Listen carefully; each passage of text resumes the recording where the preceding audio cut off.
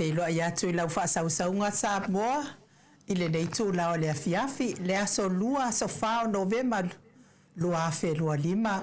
whaamaro le ngā lulue, ina uanganga ifo le lao le nei aso, i tiute mawhaiva sa whianga iai,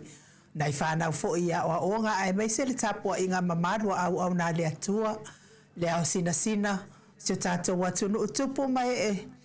o sio tātou watunu i Samoa, ai meise fo i o atunu o e mamao, malo le ngā lulue, malo fo i le tapuai,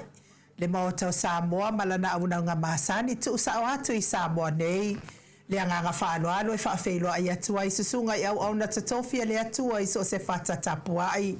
malo lama le tapuai nei aso i lau sunga i le whaafia ngainga le Maota Samoa vi ingo le atua,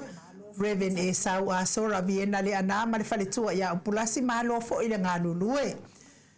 le sunga i le toi ino le kalesi ala mo sato e fuata ina Reven tele tausanga pino no.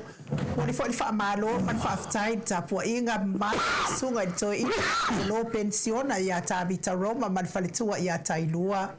Pasta visita felava i a mosa mamaita masoali i. Pasta wha atili matulino si a moa ma le whaletua. Pasta sanga le tuila epa mawhai upu. Le susunga le epikopo i asianama te vita ki o asianama ma te sinta ma futa mai Wellington e New Zealand. Me se fo ita ma malolo man malo Reven muli anga telesoti ma Potafo. Pasta yako polama ma ainga senior pasta tai aunga Frost ma le faletua ma futa mai i Brisbane. Pasta muli ainu muli